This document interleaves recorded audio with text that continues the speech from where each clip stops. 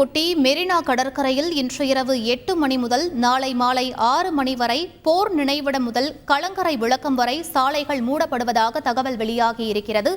இது பற்றிய மேலும் விவரங்களை எமது செய்தியாளர் சாலமன் சொல்ல கேட்கலாம். வணக்கம் சாலமன், குறிப்பாக என்னென்ன விதிமுறைகள் இன்றைய தினத்தை பொறுத்தவரையில் அமலுக்கு வந்திருக்கின்றன? முழு விவரங்கள் என்ன பதிவு பண்ணுங்க.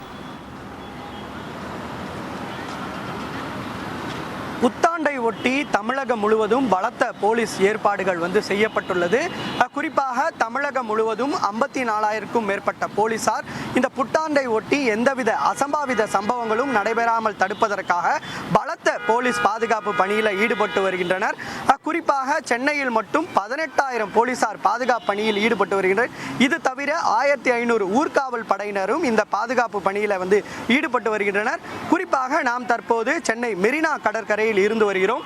இந்த மெரினா கடற்கரையில் போலீஸ் சார்பில் பல ஏற்பாடுகள் செய்யப்பட்டுள்ளது. குறிப்பாக போக்குவரத்து மாற்றங்கள், போக்குவரத்துக்கு செல்லக்கூடிய இடங்களை வழிமறித்தல் உள்ளிட்ட பல்வேறு பாதுகாப்பு பணிகளை போக்குவரத்து போலீசார் மற்றும் சட்டம் ஒழுங்கு போலீசார் தரப்புல செய்யப்பட்டுள்ளது. குறிப்பாக மெரினா கடற்கரையில் மட்டும் 1,500க்கும் மேற்பட்ட போலீசார் பாதுகாப்பு பணியில் ஈடுபட இருப்பதாக கூறப்படுகிறது. குறிப்பாக இந்த பைக் வீலிங்கில் மற்றும் பைக் ரேசிங்கில் ஈடுபடுவோரை தடுப்பதற்காக போலீசார் சார்பில் பலத்த பாதுகாப்பு ஏற்பாடுகள் செய்யப்பட்டுள்ளது.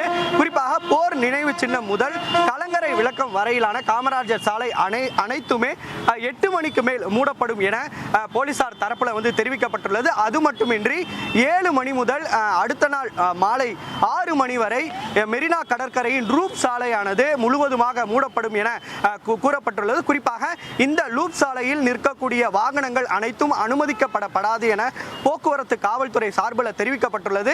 மேலும் இந்த காமராஜர் சாலை முழுவதுமாக புத்தாண்டை மட்டும் கொண்டுவதாக, அதாவது வாகனங்களுக்கு அனுமதி இல்லாமல் வெறும் புத்தாண்டை மட்டும் கொண்டாடுவதற்காக போலீசார் சார்பில் ஏற்பாடுகள் செய்யப்பட்டுள்ளது. இங்கே வரக்கூடிய வாகனங்கள் கலங்கரை விளக்கத்திலேயே தடுத்து நிறுத்தப்பட்டு அவர்களை டிஜிபி சாலை வழியாகவும் அல்லது அவை சண்முகம் சாலை வழியாகவும் அனுப்பப்படும். இவர்களுக்காக பிரத்யேக வாகன நிறுத்தத்திற்கான வசதிகளும் செய்யப்பட்டுள்ளது.